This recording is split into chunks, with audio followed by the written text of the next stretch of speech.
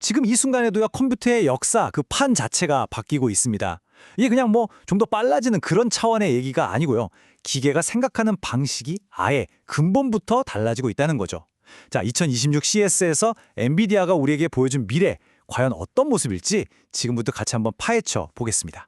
한번 보세요. 무려 10조 달러. 정말 어마어마한 규모의 기술 산업 전체가 지금 이 슬라이드의 왼쪽에서 오른쪽으로 그야말로 대이동을 하고 있는 겁니다. 예전에는 모든 게 정해진 대로만 딱딱 움직이는 그런 예측 가능한 CPU의 시대였잖아요. 근데 이제는 완전히 달라요. 스스로 가능성을 추론하고 새로운 걸 막 창조해내는 거죠. 바로 이 GPU 기반의 생성형 AI 시대로의 거대한 전환. 우리가 바로 그 한가운데 서 있는 겁니다. 엔비디아의 CEO 젠슨 황이 이 변화를 딱 이렇게 정의했습니다. 이게 그냥 단순한 업그레이드가 아니라는 거예요. 우리가 기술을 쓰고 이해하는 그 방식 자체를 완전히 새로 쓰고 있는, 말 그대로 혁명이라는 뜻이죠. 네, 그럼 이 혁명의 진짜 핵심, 그 알맹이는 뭘까요? 바로 이겁니다. 이제 AI가 텍스트나 이미지를 넘어서서 우리가 발 딛고 사는 이 물리적인 현실 세계를 이해하기 시작했다는 겁니다.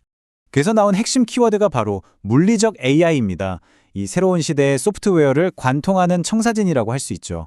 이건 그냥 채팅으로 안녕이라고 대답하는 그런 AI가 아니에요.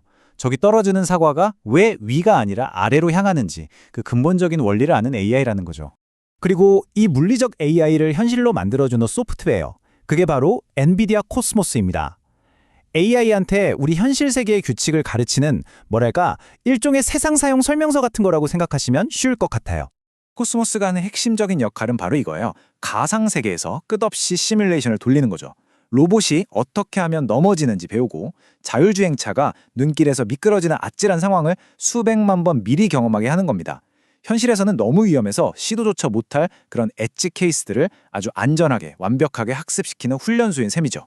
자, 그럼 이 코스모스라는 좀 거대한 개념이 현실에서는 과연 어떻게 구현될까요?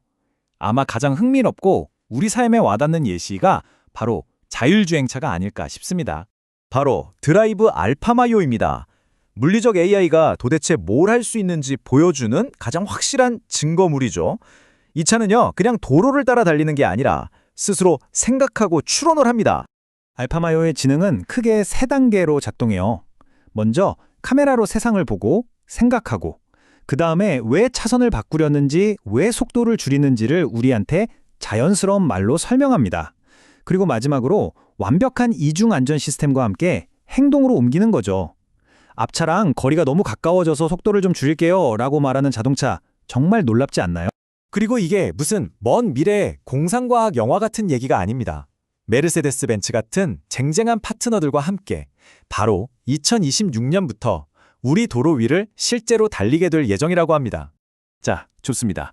이 모든 거대한 비전을 실제로 움직이게 만드는 심장, 그 엔진은 과연 뭘까요? 이제부터는 모두가 궁금해하는 하드웨어의 세계로 깊숙이 한번 들어가 보겠습니다. 와, 시작부터 정말 압도적인 숫자죠? 10배. 이게 뭐냐면요, 이전 세대와 비교했을 때 데이터 센터의 전체 처리량이 무려 10배나 늘어났다는 겁니다. 아니, 도대체 어떻게 이런 일이 가능했을까요? 이 엄청난 성능 뒤에는 바로 6개의 새로운 칩으로 구성된 루빈 플랫폼이 있습니다. 첫 번째 주자는 베라 CPU. 이 녀석은 특히 전력 효율에 집중했어요. 똑같은 전기를 써도 2배의 성능을 내니까 데이터 센터 전체의 효율을 극대화시켜주는 거죠. 그리고 이 쇼의 진짜 주인공이죠. 루빈 GPU입니다. 이전 세대보다 성능이 무려 5배나 좋아졌습니다.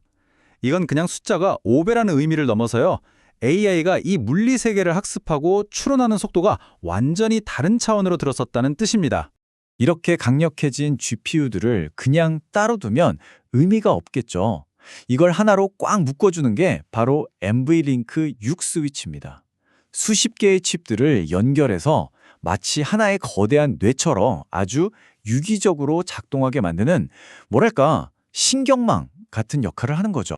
물론 이 모든 데이터는 정말 눈 깜짝할 사이에 이동해야 합니다. 커넥트 X- 라인은 데이터가 막히는 병목 현상 없이 뻥 뚫린 초고속도로를 만들어주는 역할을 합니다. 하지만 진짜 판을 바꾸는 게임 체인저는 바로 이겁니다. 블루필드 4 DPU. 이게 왜 그렇게 중요하냐면요.